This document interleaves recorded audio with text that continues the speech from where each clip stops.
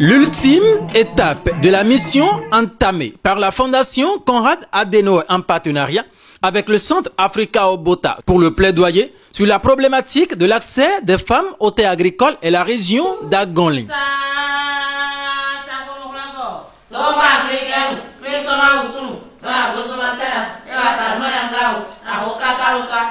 Au palais de Sa Majesté Dada Zéré à Kové, suite à la projection du film sur le partage des terres aux conjoints survivants, les femmes libérées de la peur ont pris tour à tour la parole pour exprimer leur désarroi face à ce phénomène qui gangrène leur épanouissement après le décès de leur époux.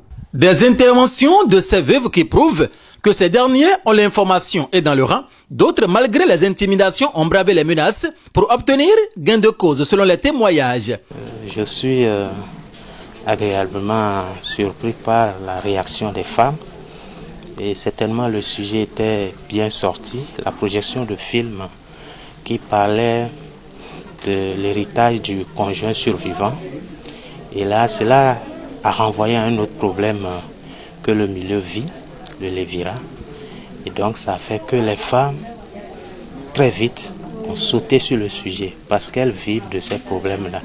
Elles ont essayé d'exposer les problèmes devant les dignitaires qui ont d'ailleurs reconnu ça.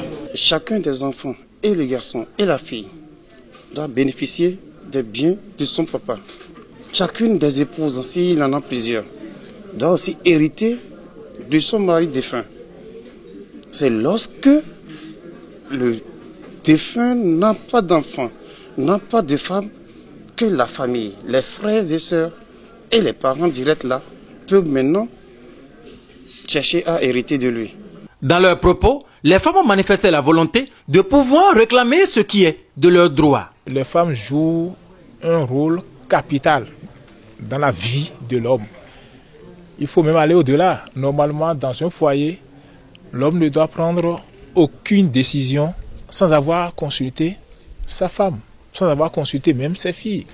Les hommes sont importants pour nous, les femmes aussi. Nous n'avons aucun droit de marginaliser un sexe au détriment ou bien au profit d'un autre. Face à la résistance des hommes, elles ont dit, vous devez comprendre que nous en avons droit et vous devez nous donner ça. Il y a une qui a dit, dès que vous tombez malade, père, vous appelez votre fille, même si vous avez 1000 garçons. Si nous avons l'argent, nous avons l'argent chez notre mari, nous venons dépenser ça chez notre père. Si nous héritons aussi de notre mari, nous pouvons amener ça. Vraiment, c'est un signe patent de ce que nos sensibilisations ont commencé par apporter ici, surtout au niveau des femmes. La phase finale de cette tournée était consacrée aux têtes couronnées, chefs coutumiers et leaders religieux réunis au palais du roi Yeto Kandji. Ici, à Zanyanando, le même exercice s'est répété. C'est de dire à nos dignitaires, chefs de famille, chefs de collectivité, de continuer à sensibiliser pour que la paix règne. Il nous convient maintenant, nous, Majesté, lorsque nous serons dans nos localités respectives, nous devons appeler les nôtres et leur parler et leur dire ce qui doit normalement être aujourd'hui.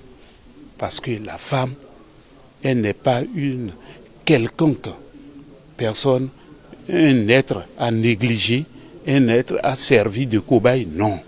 De Zakpota, passant par Djidja, Zogbodomé, Zanyanando jusqu'à Kové, le bilan est reluisant. Le bilan est globalement satisfaisant. C'est un travail de tous les jours, un travail de bouche à oreille, un travail de sensibilisation permanente. Et au fur et à mesure que nous avançons, nous constatons que les lignes bougent. Retenons en définitif, au niveau de chaque palais royal parcouru par la Fondation Konrad Adenauer et le Centre Africa Obota, les rois et têtes couronnées ont pris l'engagement de vulgariser les notions acquises lors de cette tournée pour faciliter un accès équitable et sécurisé des femmes aux terres agricoles.